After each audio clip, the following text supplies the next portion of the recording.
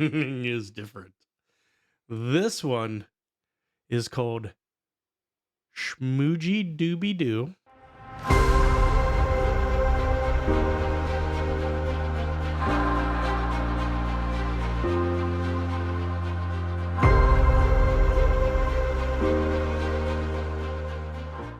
All right, folks, we've got a crazy episode tonight. This is going to be a wonderful disaster, I am sure. The beer tonight is yet another schmoojee from our friends at Imprint Brewing in Hatfield, PA. But this one is different. This one is called schmoojee dooby doo. As you can probably guess, there's a little bit of a Scooby Doo theme, a little bit of the Mystery Machine theme. But if you read, it doesn't say Mystery Machine, it says Mystery Schmoojee. This is a mystery flavor. Now, you peel the label off to reveal what the flavor is. But we're going to play a little game. We're going to see if we can drink it and see what we taste and see if we can get some of the flavors right. See if we can get some of the fruits right. But let's see what Imprint has to say about it first, right? Comes in at 6.5%. This is officially the schmoojee dooby doo Croptoberfest Mystery Schmoojee. Gets really weird. We teamed up with our awesome buds Abstracts Tech and Non-Heinous for this seasonal Croptoberfest Mystery Schmoojee. We doubled the amount of Abstracts terpenes, then added a Scooby-licious heaping tank full of delicious fruit. Now, you may be wondering what terpenes are. Terpenes are cannabis terpenes, cannabis being marijuana plants. Hops, which are humulus plants, and marijuana, which are cannabis plants, are actually two types of the relatively small family of... let me look up how to pronounce it. They are two members of the relatively small family of Cannabaceae plants. Essentially, they're cousins. Both share a key ingredient called terpenes. Terpenes are an organic substance, an organic compound that gives hops and cannabis their unique flavor and aroma profiles. Cannabis actually has over 100 different terpenes that could be present. And the company Abstracts Tech is a California-based cannabis research and product development company with a specific focus on the study of botanical and cannabis-derived functional flavors and fragrances. So basically, this company out in California produces flavor extracts from cannabis. And Imprint used certain terpenes from Abstracts to help flavor this beer along with its hops. So that's going to be very interesting. That's going to make it probably harder to correctly determine what fruits were used, but it's still going to be fun anyway. Non-Heinous is the artist that did the can art. He does a lot of art for a lot of different breweries and organizations and companies and things like that. All right, so let's crack this open. Now, with any heavily fruited smoothie style sour, you want to roll the can end to end slowly to help release some of the sedimentation that may have occurred, because there's a lot of thick stuff inside this can. But you don't want to shake it because then it'll just explode. Also, standard disclosure information. If you're buying heavily fruited sours and you're not getting them directly from the brewery that brewed them, make sure that the vendor has kept them cold the entire time. These beers have a lot of residual sugars, and if kept warm, can suffer from secondary fermentation, which can result in a geyser-like effect upon opening. But let's take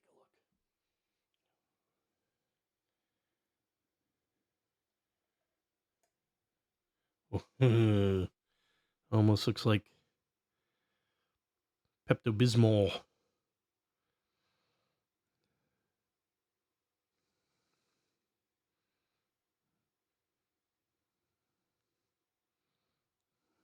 All right.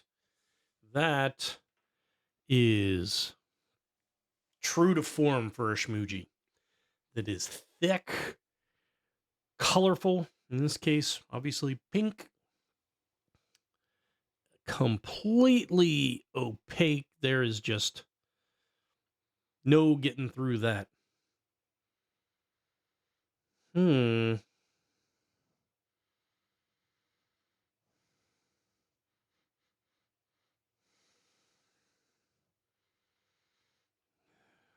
Maybe I should have done this in the dark because the pink's really throwing strawberry at me, but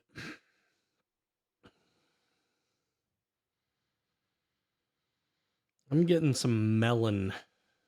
I am getting strawberry, but that just might be my brain playing tricks on me. But I'm getting some melon, almost like cantaloupe or honeydew. Getting the strawberry, getting a little bit of like dankness, but an awful lot of floral notes too. Now let's try to taste our way through this one.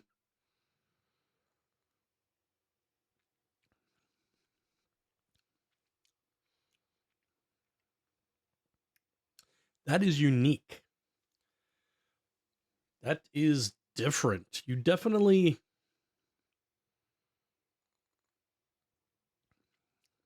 You can taste what the terpenes bring to it. Now, terpenes are just flavor and aroma compounds. They are not THC. They do not contain any of the psychoactive characteristics that cannabis can impart. So we're going to be relying just on the alcohol for that.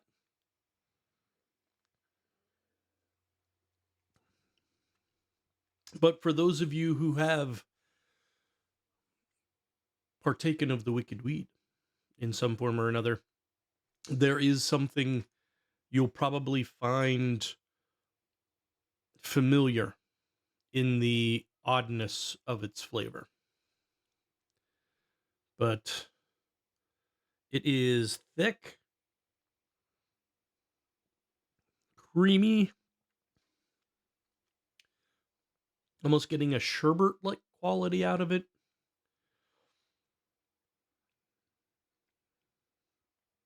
But fruit-wise, I'm going to say there's some types of melon in there, maybe more than one. Cantaloupe, honeydew, catawba, maybe even watermelon.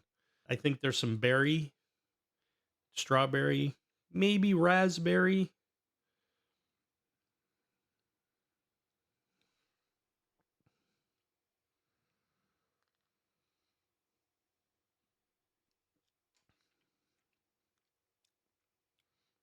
Maybe, just maybe, a little banana. So let's take a look, see how we did. You peel off this, and it actually becomes a sticker. You can stick that on something. I will stick it on something later. And then underneath on the can, it tells you what the fruit flavors are. And in this case, wow, we really missed the mark. I told you it'd be a beautiful disaster. Dragon fruit, peach, pear, apricot, pineapple. Oh, I'm sorry. Dragon fruit, peach, pear, apricot, and pineapple express terpenes. So the terpenes from the pineapple express variety of cannabis. Yeah, I completely struck out. Zero.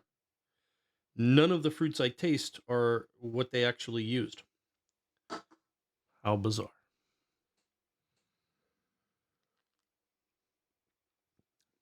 Obviously, it's the dragon fruit giving it its color. Now, of course, now that I know, I'm gonna probably start picking up on those, but that's just bullshit. So I failed, but I failed wonderfully, and this is a delicious thing. So that is fun. So here's where the fun goes a little crazy again. I had to pick a song to pair with this. The flavor of this beer is a complete and utter mystery.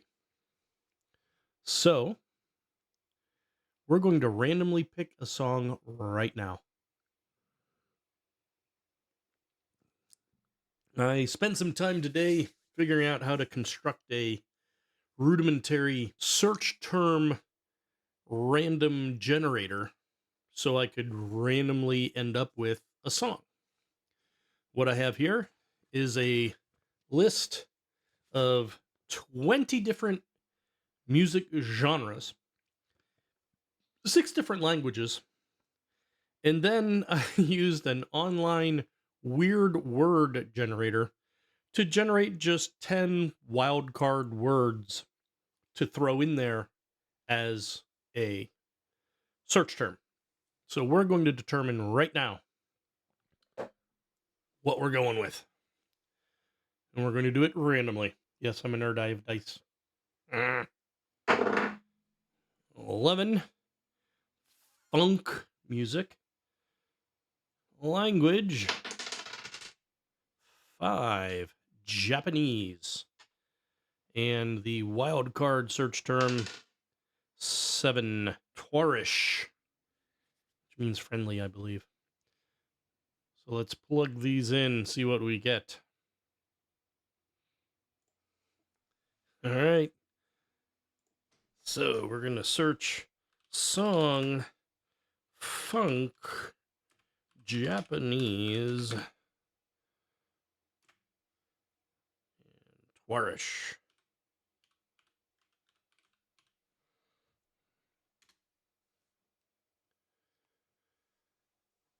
All right. We're going to skip playlists. That's just too many songs. 63. All right. Funk number 1, Tokyo Groove Joshi. Let's check it out. All right, folks. Let's see how this goes.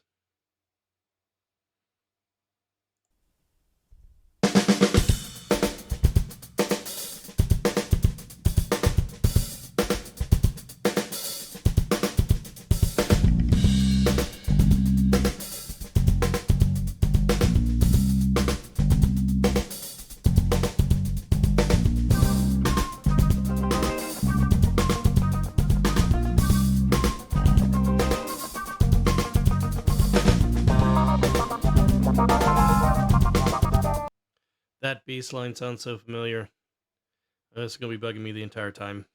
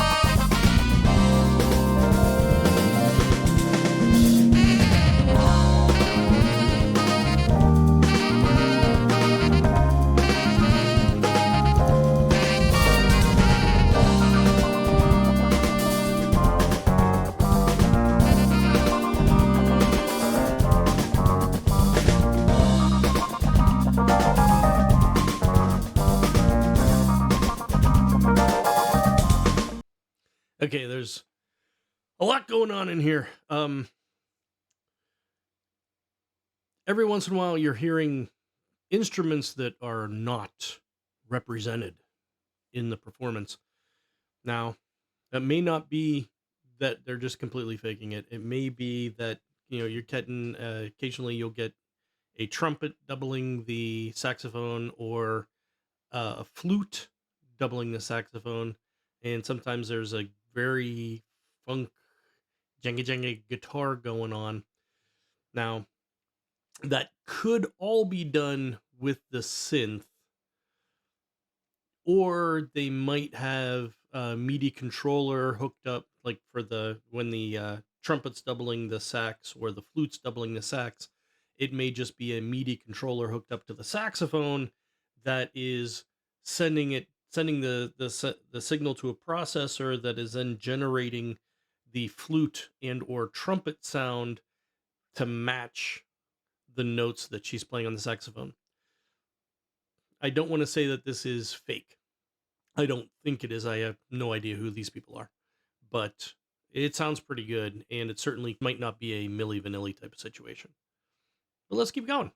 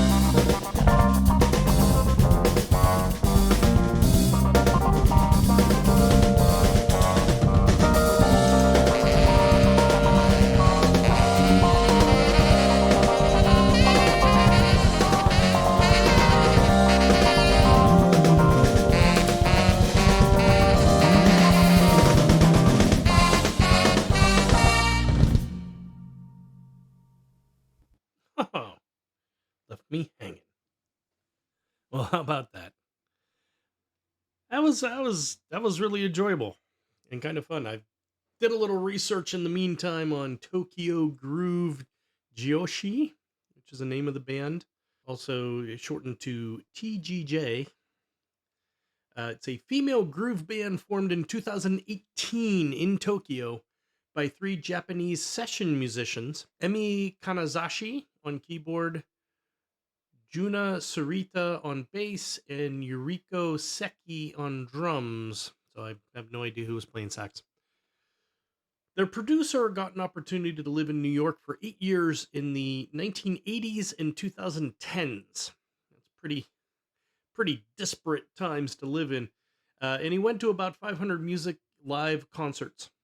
Especially in the late 80s, he experienced creative music beyond genres, and he fell in love with groove music.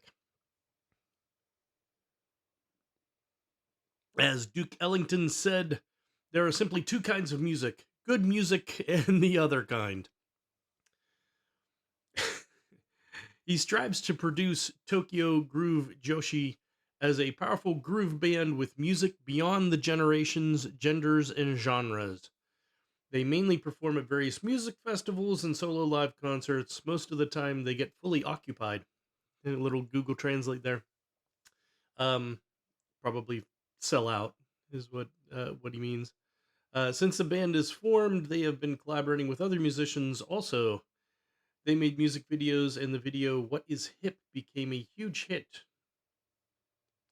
particularly outside of Japan.